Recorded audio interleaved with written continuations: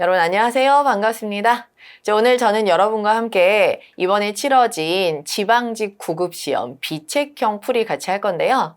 여러분 이번 시험 어떠셨나요? 독해 영역은 다 무난하게 여러분이 읽고 바로 답이 나올 수 있는 문제들로 주로 구성이 됐고요. 그다음에 평소에 우리가 모의고사 하면서 많이 연습했던 강화 약화 문제 유사하게 나왔고요. 논리 퀴즈들도 우리가 연습했던 공식들을 활용하면 쉽게 도출할 수 있도록 문제들이 출제가 되었습니다. 혹시 여러분이 조금 연습이 부족했다거나 어려우셨다면 이 해설 강의 들으시고 한 번 더 조금 정리를 하시면서 다음을 위해서 또 여러분이 도약을 좀 하셔야 되겠고요. 그다음에 시험을 잘 보신 분들은 이제 마무리로 잘 들으시고 또 좋은 소식을 전해주시면 좋겠습니다. 자, 그럼 풀이 시작해 보도록 할게요.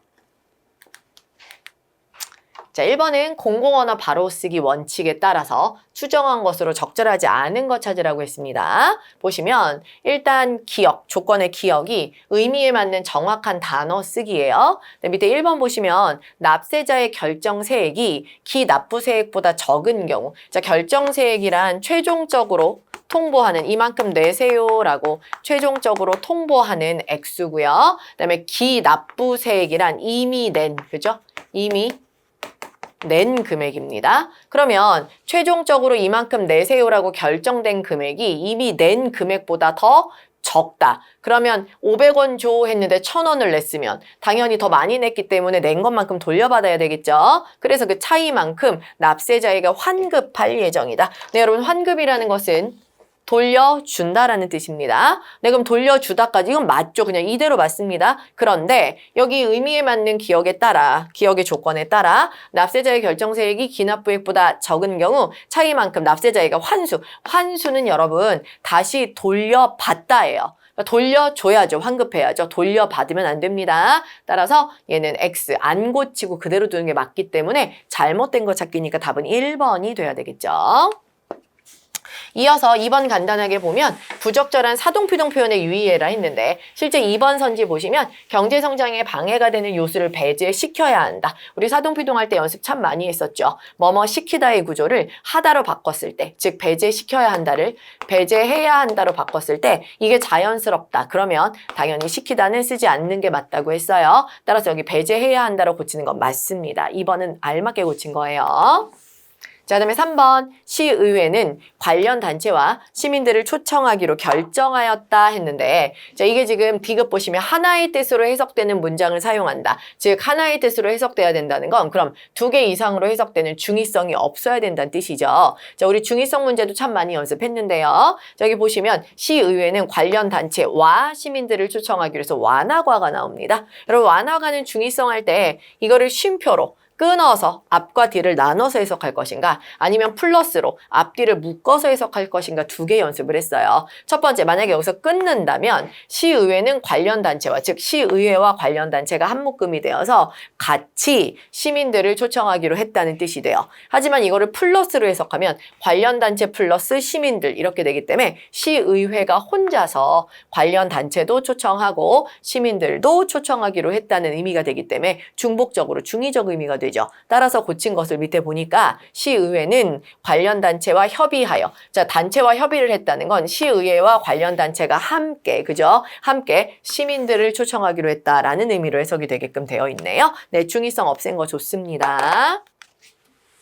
4번 사업 전체 목표 수립과 세부 사업별 추진 전략을 제시한다. 자, 지금 이 문장은 리을의 조건 보시면 자, 뭐뭐 뭐뭐 뭐뭐 완화, 과 같은 접속되는 말에는 구조가 같은 표현을 사용하라고 했는데 이거 우리 일단 완화과 여기 있잖아요. 자, 사업 전체 목표 수립과 세부 사업별 추진 전략을 제시한다. 자, 여러분 전략은 제시할 수 있지만 수립을 제시하는 건 이상하죠. 따라서 따로따로 사업 전체의 목표를 수립한다. 세부 사업별 추진 전략을 제시한다 이렇게 해야 되기 때문에 여기 고치면 사업 전체 목표를 수립한다 and 세부 사업별 추진 전략을 제시한다로 정확하게 수립한다, 제시한다 각각의 서술어를 만들어줘서 앞뒤가 뭐를 어떻게 하고 뭐를 어떻게 한다에 구조가 같은 표현을 쓰게 되었습니다. 이것도 맞죠. 그래서 틀린 것은 1번 하시면 됩니다. 자, 2번은요. 내용일치 문제죠. 글을 이해한 내용으로 적절한 거 그랬어요. 자, 읽어봅시다. 김삿갓으로 알려진 김병연의 집은 그의 할아버지인 김익순이 죄를 짓고 사형당하기 전까지 괜찮은 편이었다. 김병연의 5대조 할아버지 김시태가 경종 초에 신임사화에 연루되었지만 영조가 즉위한 뒤 그것이 조작된 것임이 밝혀지고 명예가 회복되었다. 자, 그럼 여기까지는 지금 김병연은 할아버지가 김익순이고요. 그 다음에 5대조 할아버지는 김시태예요. 근데 김시태 할아버지가 신임사화에 연루되었지만 그것은 조작된 것이 밝혀져서 명예가 회복이 되고요. 그리고 김익순이니까 할아버지죠. 5대조 할아버지의 명예가 회복되자 김익순 할아버지는 5대조 할아버지의 후광을 입어 여러 관직에 나갔다라고 했어요. 그럼 여기까지 여러분 어차피 시험 보신 거니까 제가 좀 빠르게 선지와 일치 여부를 좀 알려드리면, 자, 이 부분을 보면 선지 1번이요. 김시태의 후손은 아무도 관직에 나가지 못했다는 X죠. 왜냐하면 김익순은 김시태의 후손이고요. 김익순은 김시태의 후광을 입어 여러 관직에 나갔다고 했기 때문에 자손들이 관직에 나갔습니다. 관직에 나가지 못했다는 건 X예요. 이걸 통해서 1번은 X라는 걸 알 수 있고요. 자, 1811년 그가 누구예요? 김익순이요. 할아버지 김익순. 자, 김익순이 선천부사로 재직 중일 때 홍경래의 난이 일어났다. 이때 그는 반란군에게 항복했을 뿐만 아니라 반란이 수습될 무렵에는 반란군 장수의 목을 베어왔다는 거짓 보고까지 했다. 김익순의 이러한 행적이 드러나 결국 그는 모든 재산이 몰수되었다. 자, 이 부분 지금 김익순이 죄를 지어서, 그죠? 거짓 보고하는 죄를 지어서 결국 그는 모든 재산이 다 몰수되고 사형을 당했다라고 나오죠. 자, 그러면 여기에 관련된 선지도 있죠. 지금 우리가 읽은 선지. 자, 2번. 김익순은 김시태의 죄상이 들어. 아니요. 아까 김시태는 이미 명예가 회복이 됐고요. 김익순 자체가 반란군에게 항복하고 죄를 지어서 거짓말했기 때문에 지금 재산이 몰수된 거니까 김시태의 죄상 때문이 아니라 김익순의 죄 때문이었어요. 자, 그럼 1번도 X고 2번도 X죠. 자, 그다음에 더 읽어볼게요. 자, 이후 김병연은 대역죄로 사형당한 인물의 후손이라는 오명을 쓰고 살아갈 수밖에 없었다. 그가 당대의 주류 세력과 관계를 맺지 못한 것도 이 때문이었다. 자, 당대 주류 세력과 관계를 맺지 못한 건 이 때문. 이 때문이 뭔데요? 오명. 대역죄인의 후손이라는 오명 때문에요. 그러면 밑에 4번이요. 김병연은 대역죄인의 후손이어서 당대 주류 세력과 관계를 맺을 수 없었다. 이건 지금 읽은 부분 맞죠? 4번이 맞고요. 그 다음에 3번은 우리가 다 읽었는데, 자, 조상이 신임사화에 연루되었다. 아니요. 아까 5대조 할아버지가 연루되었다는 건 다 조작으로 밝혀져서 명예가 회복됐다고 했기 때문에 3번도 X가 되겠죠? 답은 4번이라고 하셔야 됩니다.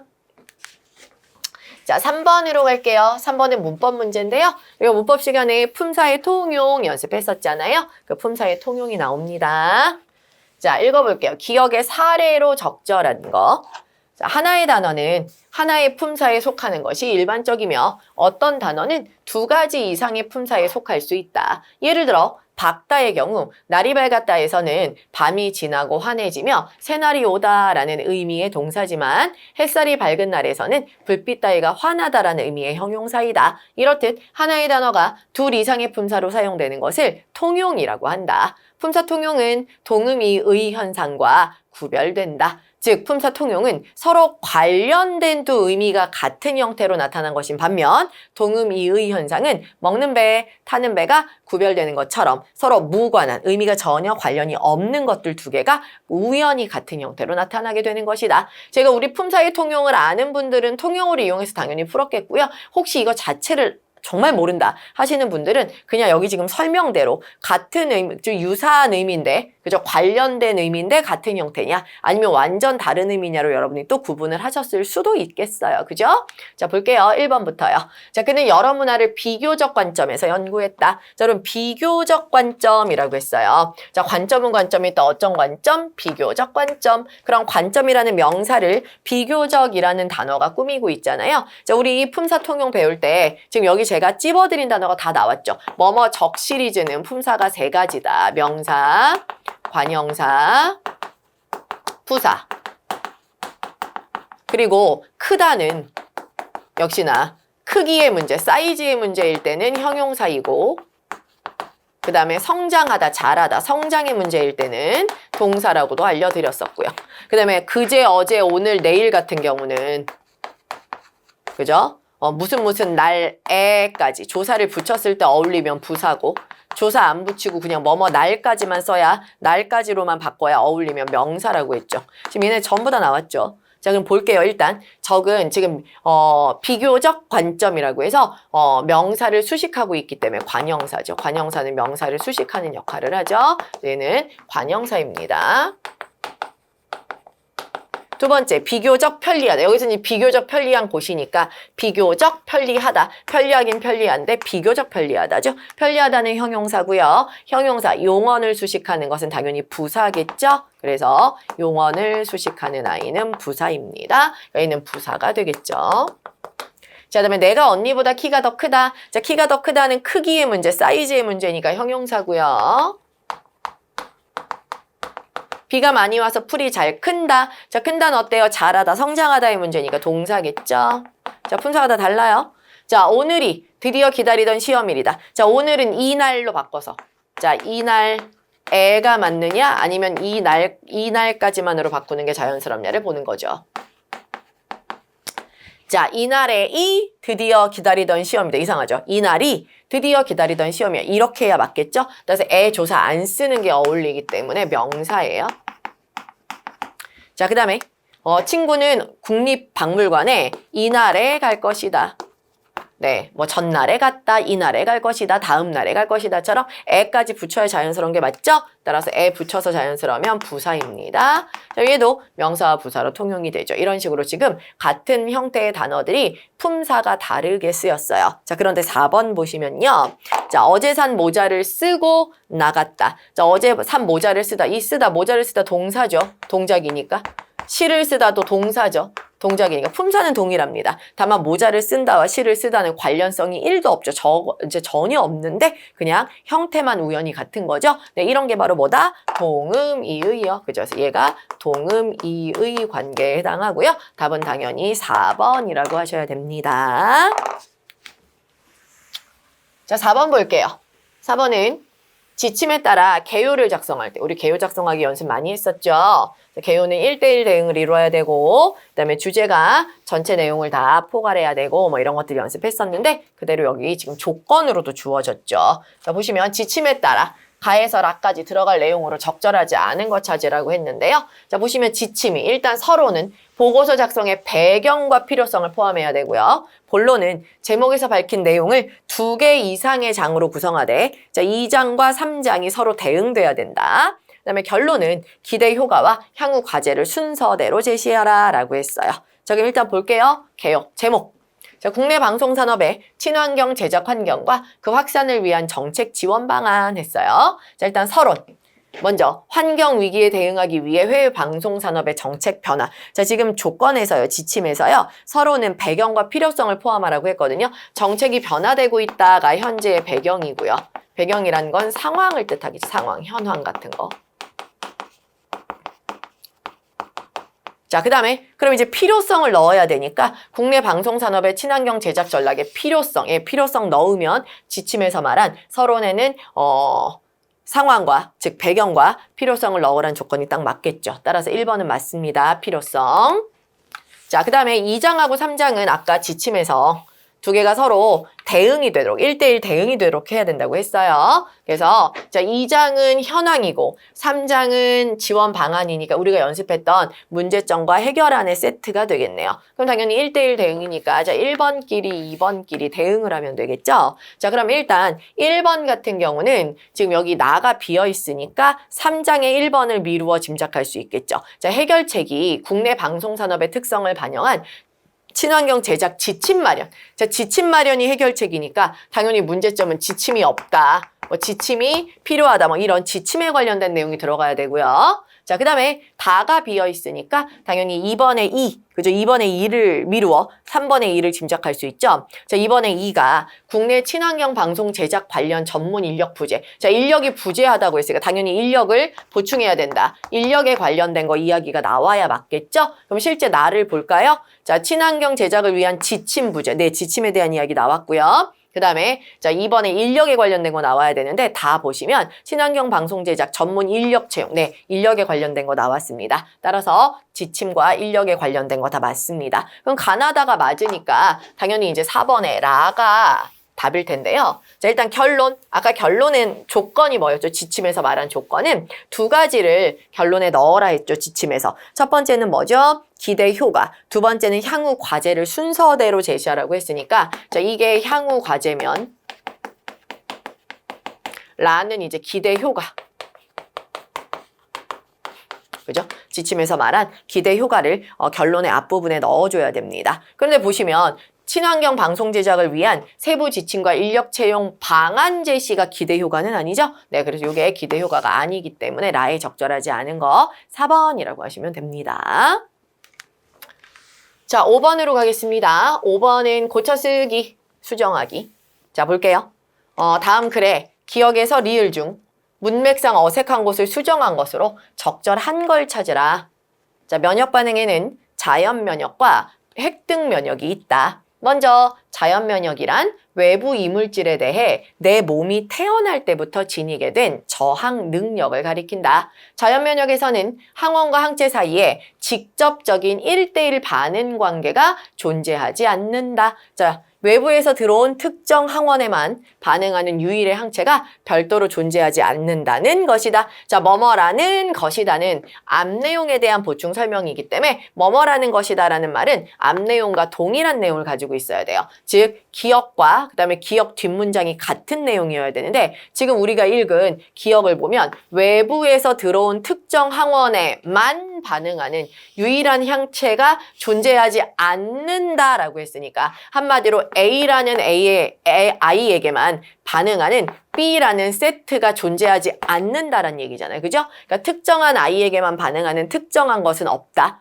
그죠? 1:1 반응 관계가 존재하지 않는다. 그래서 특정한 아이에게 특정한 상대방이 존재하지 않는다. 그럼 결국 앞 내용과 뒷 내용이 지금 동일한 내용이기 때문에 A에겐 B가 특별히 짝지어지지 않는다라는 거니까 이거는 동일한 내용이기 때문에 고칠 필요가 없어요. 고칠 필요가 없는데 지금 보시면 여기서 1:1 반응 관계가 존재한다가 아니라 하지 않는다, 존재하지 않는다. 둘 다 하지 않는다가 맞기 때문에 존재한다로 바꿀 이유는 전혀 없죠. 따라서 바꾸면 안 됩니다. 이거는 지금 제대로 수정한 거, 맞는 거 찾기니까 얘는 지금 수정하면 안 되니까 X예요. 얘는 답이 아니고. 더 읽어볼게요. 자연 면역은 세균과 같은 미생물 등을 외부 이물질로 인식하여 제거한다. 자, 예컨대 코나 폐에는 점막 조직이 발달해 있어 외부 이물질을 걸러낸다. 세포 차원에서는 대식세포의 기능이 자연 면역인데 이 세포는 외부 미생물이 어떤 종류인지에 관계없이 대상을 제거한다. 네, 우리가 지금 계속 1:1 대응 관계가 아닌 그냥 특별한 아이는 특별한 아이가 없앤다. 그런 관계가 아니라, 그죠? 그런 관계가 아니라는 이야기에 지금 흐름을 계속 타고 오면서 미생물이나 아니면 외부의 어떤 종류의 세균 같은 게 왔을 때 전부 그냥 제거해버린다라는 내용이잖아요. 그죠? 그래서 앞에서부터 쭉 다 1:1 반응 관계가 존재하지 않고 별도로 존재하지 않는다. 미생물이나 세균 같은 거 들어오면 다 이물질로 인식해서 특별한 것만 제거하는 게 아니라 다 그냥 이물질로 인식해서 제거한다. 그래서 결국은 다 제거한다는 얘기인데 관계없이 대상을 제거한다. 그럼 이거는 맞는 말이죠. 어떤 건지 상관없이 다 제거하겠다라는 얘기니까. 근데 여기서 특정한 외부 미생물에 유일하게 반응하며 그 외의 대상은 제거하지 않는다 그러면 특정한 것에 유일하게 반응하는 1:1 대응이 있다는 얘기인데 1:1을 대응하여 1:1 대응 때문에 다른 거는 없애지 못한다라는 얘기면 이거 지금 흐름하고 안 맞죠? 이 흐름은 아까부터 계속 1:1이 없다. 특별한 아이에게 반응하는 특별한 것은 없다라는 지금 이야기인데 여기서 갑자기 특별한 아이에게 유일하게 반응하는 것이 있다 그러면 이게 문맥이 안 맞죠? 당연히요. 안 고치는 게 맞습니다. 니은은 고치시면 안 돼요. X. 이거 답 될 수 없고요. 자, 그다음 이제 두 번째 단락으로 갈게요. 특정 항원에만 반응하는 유일의 항체를 생성하는 면역 반응을 획득 면역이라고 한다. 자, 획득 면역에서는 자연 면역과 달리 항원의 종류와 무관하게 특정 항원에 대해 여러 종류의 항체가 반응한다. 일례로 B 림프구의 세포 표면에는 특정 항원을 인식하고 그 특정 항원에 결합하는 부위가 있는데 이를 항원 수용체라고 한다. 자, 이번엔 이제 어때요? 유일하게 반응하는 특정 항원에만 반응하는 유일의 항체를 생성하는 면역 반응. 얘는 이제 1:1.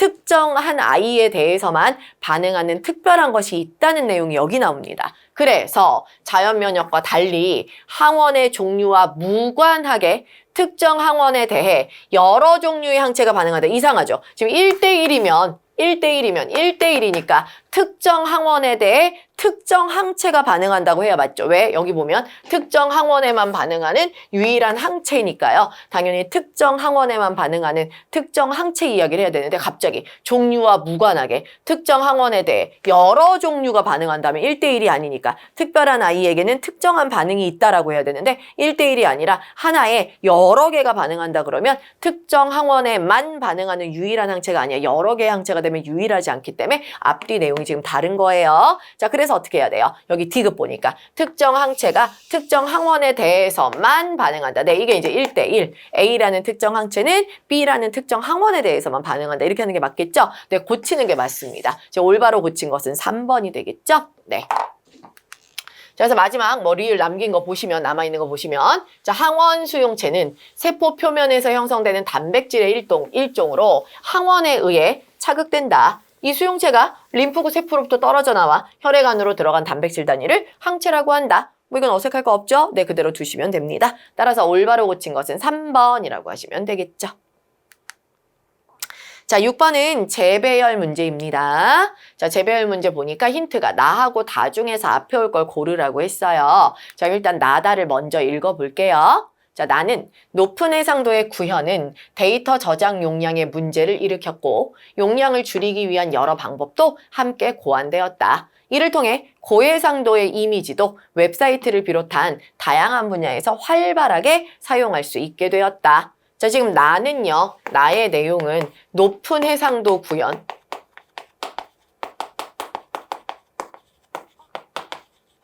그래서 얘는 저장 문제가 있어서 그 저장 문제를 고안하다가 요즘은 다양한 분야에서 고해상도를 사용할 수 있게 되었다라는 얘기죠. 높은 해상도 구현, 그 다음에 저장 방법 만들어서 지금 이제 활발하게 사용하고 있다.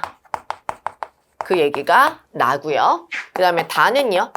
컴퓨터에서 이미지를 처리하기 위해 아날로그 영상 신호를 디지털로 변환하는 과정을 거쳐야 한다. 이미지를 디지털로 저장하는 기본 방법은 픽셀 단위로 수치화하여 저장하는 것이다. 자, 얘는 지금 이미지를 픽셀 단위로 수치화하여 저장한다. 그걸 지금 이야기했네요. 아날로그 신호를 디지털로 변환하는 과정을 거쳐야 이미지 처리를 할 수 있다. 이미지를 픽셀 단위로 수치화한다. 그 얘기예요. 그럼 이것만 놓고 보면 사실 뭐를 앞에 써야 될지 사실 애매하죠. 그죠? 그럴 때는 이제 다른 것도 다 읽으셔야 되겠죠? 자, 가 읽어볼게요. 픽셀 단위로 수치화된 이미지 데이터는 하나의 긴 데이터로 컴퓨터에 저장된다. 픽셀 단위 수치화는 방금 우리가 다에서 읽은 내용하고 되게 유사한데요. 자, 일단 가를 한번 정리해 볼게요. 자, 픽셀 단위로 수치화된 데이터는 픽셀 단위 수치화. 한 데이터는 어떻게 한다? 긴 데이터 형태로 컴퓨터에 저장된다. 초기 컴퓨터의 경우 흑백만 표현할 수 있었기 때문에 이미지는 하나의 픽셀에 대해 흑과 백이 0과 1로 표현되는 1비트로 저장되었다. 수치화해서 1비트 저장되었대요. 그게 이제 가고요. 자, 네, 라 볼게요. 자, 하지만 현재는 컴퓨터 비전 기술이 발달하면서 하나의 픽셀에 여러 색상의 정보를 담게 되었다. 초기 색상 표현은 하나의 픽셀이 흑과 백의 1비트였으나 방금 아까 했던 흑과 백의 1비트 이야기가 또 나왔네요. 자, 옛날에는 1비트였으나 최근이니까 시간이 흘렀네. 최근에는 높은 해상도를 구현하기 위해 픽셀 하나에 32비트까지 사용한다. 자, 높은 해상도를 구현하기 위해 높은 해상도 구현. 그래서 이게 32비트까지 왔다. 이게 지금 가나다라. 물론 제가 읽은 순서대로 정리했지만 이렇게 되는 거예요. 자, 그럼 이제 여기서 여러분 어차피 얘네 둘 나나 다 중에 하나가 앞에 와야 되는 걸 우리가 선지에서 힌트로 얻었고요. 그 다음에 여기서 우리가 이제 내용 이어지는 것끼리 한번 연결을 해봅시다. 일단 어차피 나나 다가 앞에 와야 되니까 나나 다를 기준으로 한번 해볼게요. 일단 나는 높은 해상도를 구현하기 위해 노력하다가 지금은 이제 그게 성공을 해가지고 활발하게 고해상도의 이미지를 쓰고 있다는 게 나인데 방금 읽은 것 중에 1비트에서 높은 해상도를 구현하기 위해 노력해서 32비트까지 왔다. 그럼 지금 이 높은 해상도라는 키워드가 통하는 게 라하고 나잖아요. 그러니까 나하고 라는 지금 이어져야 된다는 얘기고요. 자, 그 다음에 이미지를 다해서 이미지를 픽셀 단위로 수치화하여 저장한다. 픽셀 단위 수치화 저장은요. 가에서도 픽셀 단위 수치화 저장이라고 나왔기 때문에 일단 다하고 가 중에서는 당연히 둘 중에 누가 먼저 와야 되냐. 어차피 나다 중에 하나를 앞에 두라고 했기 때문에 그러면 가하고 이제 다 중에서도 마찬가지로 보시면 이제 이미지를 픽셀 단위로 수치화해서 저장하는데 저장할 때 1비트로 저장한다 이렇게 돼야 되기 때문에 다에서 가로 가면 픽셀 단위 수치화라는 키워드가 통하면서 순서가 맞겠죠? 자, 그러면 그래서 일단 1비트 단위로 저장을 해요. 근데 자, 1비트로 저장한다. 그 1비트는 라에 나오죠. 그렇게 1비트로 저장되었던 애들이 이제 높은 해상도 구현하는 방법을 개발해서 32비트까지 되고 있다의 내용이잖아요. 네, 그럼 이제 이거 어떻게 순서를 잡아야 되죠? 먼저 자, 나하고 다 중에서 하나를 앞에 와라. 그러면 먼저 여러분 픽셀 1비트 가다가 높은 해상도 가는 게 맞겠죠. 따라서 다가 먼저 오고 픽셀 단위로 지금 수치화해서 저장하는데 그 가로 가서 픽셀 단위 수치화해서 1비트로 저장하게 됐어. 그 다음에 라로 가죠. 근데 그 1비트 저장이 높은 고해상도 구현을 위해서 32비트까지 나왔어. 그래서 나로 가죠. 높은 해상도 구현을 위해 이제 많은 방법을 개발한 결과 지금은 고해상도의 이미지를 활발하게 사용하고 있어. 이렇게 해야 맞기 때문에 순서대로 가면 일단 픽셀 단위로 수치화한다. 그 수치화는 1비트로 저장되었다. 1비트가 높은 해상도를 구현하면서 32비트까지 왔다. 높은 해상도를 구현하기 위해서 그렇게 노력한 결과 지금은 활발하게 쓰이고 있다가 맞으니까 다, 가, 라, 나 순서로 가셔야 되겠죠? 다가, 라, 나는 3번에 있습니다. 답은 3번 하시면 되겠죠. 자, 그 다음에 7번, 8번. 자, 다음 글을 읽고 물음에 답하시오. 얘는 내용일치하고요. 그 다음에 어휘에 관련된 문제가 2개가 엮여 있지요? 자, 한번 보도록 할게요. 먼저 읽고 나서 답을 골라봅시다. 자, 천상계와 지상계로 나누어진 영웅소설의 세계 구조에서 서사적으로 중요한 것은 지상계의 일이지만 인과론적 구도로는 천상계가 우위에 있다. 천상계의 의지나 그 대리자의 개입에 의해서 지상계의 서사가 결정되기 때문이다. 천상계는 지상에서 일어나는 모든 사건의 발생과 기결을 지배하는 초월적 세계로서 일시적 고난에 빠졌던 주인공이 세상에 창궐한 악을 물리치고 승리하도록 해주는 근거로 작용한다. 지상의 혼란이 세계의 질서의 모순은 일시적인 것일 뿐 현실에 세계적 갈등의 뿌리를 둔 것이 아니어서 초월적 세계가 이미 설계한 바에 따라 쉽사리 해소된다. 이런 모습의 세계 구조를 이원적 세계상이라고 부른다. 자, 여러분, 첫 번째 단락은 이원적 세계상, 결과적으로는 이원적 세계상을 가진 영웅소설에 대한 이야기네요. 그죠? 영웅소설은 이런 이원적 세계상을 가진다. 즉, 천상계가 결과적으로는 지상계에 영향을 주고, 그죠? 영향을 주고, 지상계를 다 지배하거나 지상계에 있는 모든 것들을 다 뭐예요? 도와주고 만들어 나간다라는 거죠. 그래서 천상계가 지상계에 영향을 주고 지상계의 사건들을 다 지배하는 게 바로 영웅소설이고 이런 거를 이원적 세계상이라 한다라는 거예요. 자, 그런데 자, 반면 판소리계 소설의 세계상은 대체로 이론적이고 경험적이다. 자, 이론적 세계상.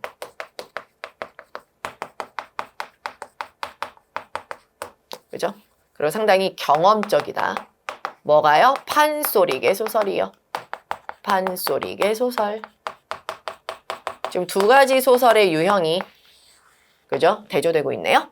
자, 그래서 이런 판소리계 소설에는 초월적 세계가 지배적 장치로 나타나는 경우가 극히 드물며 현실의 경험적 인과관계에 의해 서사가 전개된다. 여기는 천상계에 나오는 게 극히 드물고요. 얘는 현실의 경험적 인과관계. 요게 중요해요. 요게 이제 내용에 그 영향을 줘서 이야기가 진행되죠. 예컨대 변학도의 횡포로 인한 춘향이의 순환, 흥부의 가난과 고난, 심청의 심청과 신봉 사이의 불행, 유혹에 넘어간 토끼의 위기 탈출, 배비장의 용명과 봉변, 장기의 죽음 등은 초월적 세계의 의지나 대리자의 개입 없이 현실적인 삶의 인과에 따라 이루어지는 것이다. 네, 천상계에서 영향을 주고 지배해서 일어나는 사건이 아니고요. 그냥 현실 경험적 인과관계에서 나타나는 거죠. 좋아요. 자, 그럼 이제 1번부터 4번 중에 우리가 읽은 내용이 적절하지 않은 거, 맞지 않는 걸 찾으면 되겠네요. 자, 1번. 영웅소설은 이원적 세계상을 잘 보여주는 문학갈래다. 네, 영웅소설 이원적 세계상은 맞죠? 두 번째, 판소리계 소설에서 서사의 인과관계는 경험적 현실에 바탕을 둔 경우가 많다. 네, 경험적 현실을 바탕으로 인과관계에 의해 펼쳐진다고 했죠. 3번, 천상계의 대리자가 지상계의 서사를 결정하는 작품. 그게 뭔데요? 영웅소설이죠. 천상계가 지상계를 결정하다. 영웅소설이죠. 자, 영웅소설에서는 이원적 세계상이 발견되는. 네, 맞죠. 영웅소설은 이원적 세계상이죠. 자, 그럼 4번이 답이겠는데요. 영웅소설에 비해 판소리계 소설에서는 초월적 세계가 현실의 문제를 해결하는 양상이 두드러진다. 자, 초월적 세계가 현실의 문제를 해결해주면 그것은 영웅소설이죠. 판소리계 소설이 아니고요. 자, 틀린 것은 4번이라고 하셔야 됩니다. 자, 이어지는 8번 문제는 어휘 문제입니다. 우리 이거 유사한 의미로 바꿔서 비슷한 의미 찾기 연습 많이 했었죠. 네, 그거 이제 8번 문제에 나왔어요. 윗글의 문맥상 기억의 의미와 가장 가까운 거 그랬어요. 자, 여러분 기억은 일어나다. 천상계는 지상에서 일어나는 모든 사건, 즉 사건이 일어나다. 자, 사건이 일어나다, 이 일어나다를 우리가 유사한 걸로 바꿔서 찾아야 되는데요. 여러분, 일어나다, 사건이 일어났다는 건 사건이 발생하다. 그죠? 그죠? 사건이 발생하다. 근데 이 사건에 무엇을 어떻게 하다, 무엇이 어떻다 같은 이 주어나 목적어가 앞에 주어질 때 사실 요 의미가 조금 애매하거나 좀 더 명확하게 하려면 주어나 목적어를 붙여서 사건이 발생하다. 즉, 사건이라는 건 어떤 상황이잖아요. 상황. 어떤 상황이나 경우가, 없던 상황이나 경우가 발생했다는 뜻이잖아요. 그래서 저기 1번부터 4번 중에 어떤 상황이나 경우가 발생한 거, 없던 게 생긴 거, 그걸 찾으시면 돼요. 자, 1번은요. 언니는 뽀얗게 일어나는 물보라에 손을 대었다 그랬어요. 자, 뽀얗게 일어나는 물보라. 물보라가 일어난다. 물보라는 여러분, 일어나는 게 상황이나 경우가 발생한 게 아니라 가만히 있다 물이 뽀글뽀글뽀글 올라온 거니까 이건 약간 부풀다? 그죠? 물보라는 물이 막 뽀글뽀글뽀글 올라오는 거니까 부풀다 정도로 하는 게 맞죠. 없었던 게, 물이 없었던 게 생긴 게 아니라 원래 물은 있었는데 커진 거잖아요. 막 올라온 거잖아요. 그죠? 그러니까 뭐 부풀다, 일어나다 뭐 이런 거잖아요. 그죠? 일어나다는 부풀다, 커지다 이런 의미예요. 그다음에 2번. 그는 가까스로 일어나는 불꽃. 이번엔 불꽃이 일어나다예요. 불꽃이 일어나다. 그럼 이 불꽃은 상황이나 경우라기보다는 불꽃이면 어떤 현상이죠. 현상. 그죠?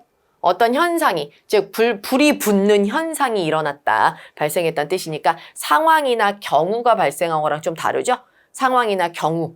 불꽃은 뭐예요? 의도적으로 뭔가를 만들어낸 거잖아요. 그죠? 그래서 어떤 현상이 일어나다, 현상이 생기다니까 약간 상황이나 경우하고 좀 다른 것 같죠? 그 다음에 3번, 일찍 일어나는 습관. 이건 이제 기상. 이부자리에서 일어나다니까 완전 다른 의미고요. 그 다음에 4번, 싸움이 일어나다. 자, 여러분, 이 싸움도 어때요? 싸움이나 아니면 사건은 다 싸움. 이거 다 상황이잖아요. 어떤 경우에 해당하죠. 어떤 상황이, 어떤 경우가 발생했다. 싸우는 일이 발생했다. 사건이 발생했다. 4번이 가장 가깝죠. 네. 그래서 답은 4번이라고 하시면 됩니다. 자, 이렇게 말을 바꾸되 주어나 목적어를 끼워서 그 경우에 맞게, 그 상황에 맞게, 그 성질에 맞게끔 말을 이어주시면 훨씬 더 정확하게 답을 찾을 수가 있습니다.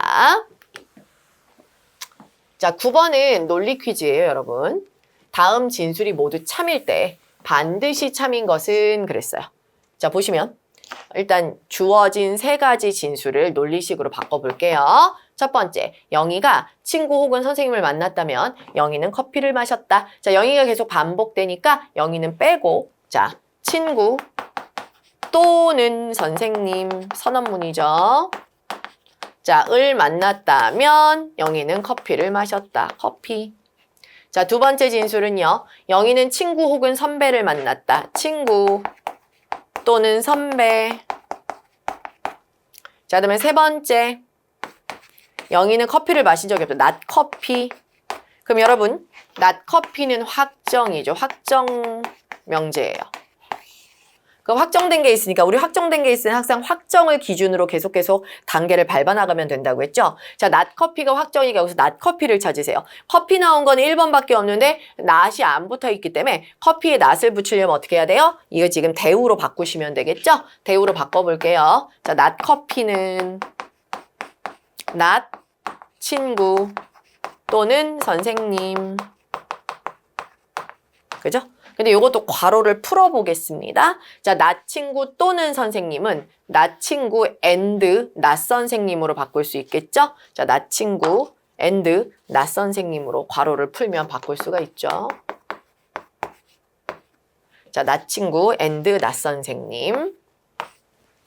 자, 그러면 커피가 확정인데 여기 낫커피가 확정인데 낫커피이면 나 친구 앤드 나 선생님이니까 친구도 만나지 않았고 선생님도 만나지 않았다도 확정이 돼버리죠. 그럼 나 커피가 확정이니까. 그럼 친구 안 만나고 선생님 안 만났어요. 근데 2번 조건에서 친구 또는 선배를 만났다 했는데 여기서 지금 친구는 안 만났다고 확정이 됐기 때문에 친구가 X예요. 그럼 선언문에서 한쪽이 X면 한쪽은 반드시 참이어야 되기 때문에 선배를 만난 건 확실합니다. 따라서 영희는 선배를 만난 건 확실해요. 근데 지금 1번부터 4번 보시면 영희는 선배를 만났다가 1번에 있거든요. 따라서 반드시 참인 것은 1번입니다. 여기 지금 주어진 공식들, 논리식을 기준으로 해서 찾을 수 있는 또 하나의 식은 1번. 영희는 선배를 만났다입니다. 그래서 답은 1번 하시면 되고요. 자, 그 다음에 10번, 11번 엮여있죠? 자, 다음 글을 읽고 물음에 답하시오. 자, 읽어볼게요. 이광수와 김동희는 한국 근대문학 초기의 대표적인 소설가로 이 둘의 작품은 표준어와 사투리의 사용에서 두드러진 차이를 보인다. 자, 이광수의 대표적인 무정에서는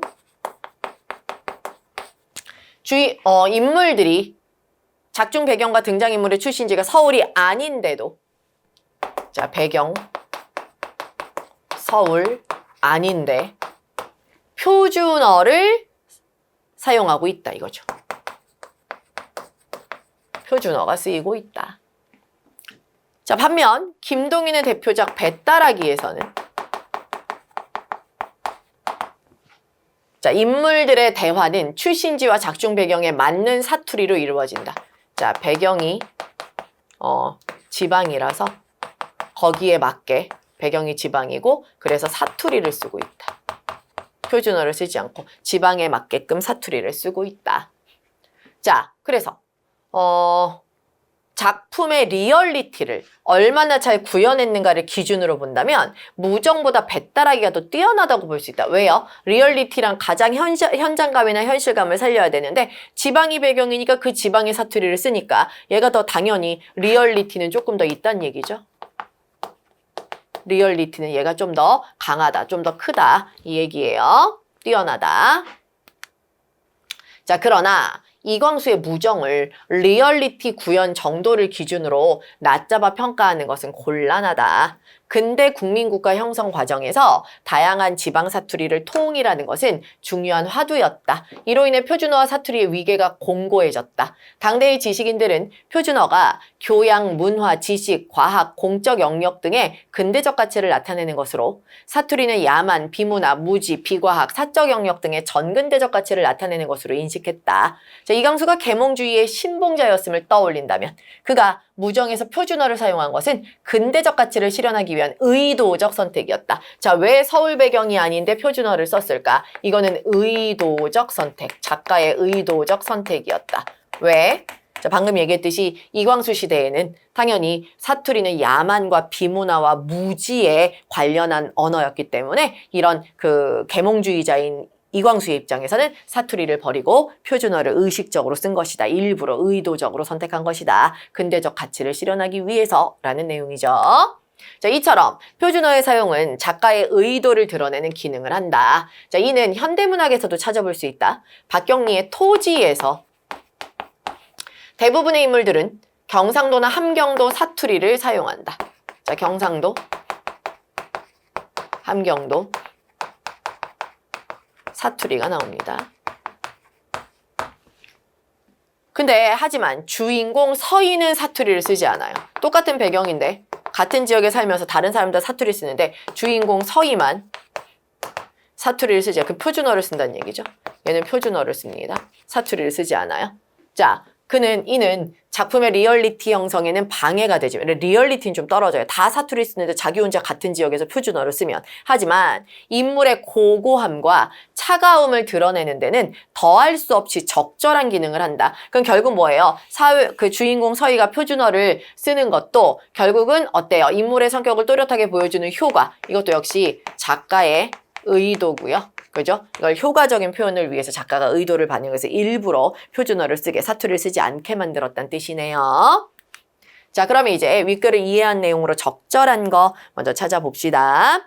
자, 1번. 배따라기는 표준어를 사용하여 작품의 리얼리티를 확보하였다. 배따라기는 사투리 사용했습니다. 그래서 얘는 X고요. 두 번째요. 무정에는 근대적 가치의 실현과 관련된 작가의 의도가 담겨 있다. 네, 일부러 배경이 서울이 아님에도 표준어를 쓴 것은 이광수의 의도적 선택이죠. 근대적 가치관을 드러내기 위한 내용이 있었죠. 맞습니다. 자, 세 번째. 토지는 서희의 사투리 사용. 아니요. 서희는 사투리를 사용하지 않았다고 했기 때문에 사투리 사용은 X가 되고요. 네 번째. 작품의 리얼리티를 기준으로 할 때 무정이 배따라기보다 뛰어나다. 아니죠. 리얼리티는 배따라기가 훨씬 더 뛰어나다고 했어요. 왜? 무정은 현실성이 떨어진다. 서울이 아닌데 왜 서울말을 쓰냐. 표준어를 쓰냐. 배따라기는 지역에 맞게끔 지역 사투리를 썼다. 리얼리티가 더 뛰어난 건 배따라기다 라고 했기 때문에 무정이 더 뛰어나다 하면 X예요. 자, 답은 2번이라고 하시면 됩니다. 자, 11번 보죠. 11번은 윗글에 기억에서 리을. 자, 이 어휘 문제죠. 어휘 문제. 기억에서 리을에서 쓸 수 있는 유사한 표현으로 적절하지 않은 것 찾으라 라고 했어요. 자, 여러분 시험지에 있는 걸로 보시면 일단 출신지와 작중 배경에 맞는 사투리. 자, 배경에 맞는 사투리. 맞는이 지금 여기에. 그러면 여러분 배경에 맞는 사투리는 배경에 영합하는 사투리? 여러분 영합하다는 두 가지 뜻이 있는데요. 첫 번째는 자기의 사사로운 이익을 위해 따라가다. 그게 영합하다예요. 사사로운 이익을 위해 따라가다. 사사로운 이익을 위해 아부하며 따라가다. 이런 의미. 전혀 안 맞고요. 또 영합하다의 두 번째 뜻도 있는데요. 이거는 서로 뜻이 맞다. 서로 뜻이 맞다. 근데 배경과 사투리가 서로 뜻이 맞아요? 그건 아니잖아요. 그죠? 그래서 요건 어떻게 해도 영합하다는 적절하지 않습니다. 그 다음에 두 번째, 니은은 정근대적 가치를 나타내다. 이건 이제 가치, 정근대적 가치를 나타내다예요. 자, 나타내다, 가치. 자, 근데 표상이 뭐냐면 여러분 추상적이고 보이지 않는 추상적이고 관념적인 대상을 구체적으로 보여주는 게 바로 표상이거든요. 그럼 전근대적 가치라는 것은 추상적이고 관념적인 거죠. 근데 이거를 지금 작품을 통해서 드러낸다고 했으니까 그럼 작품이라는 구체적인 것으로 보여준 거니까 관념적이고 추상적인 것을 구체적으로 보여주다 표상하다 맞습니다.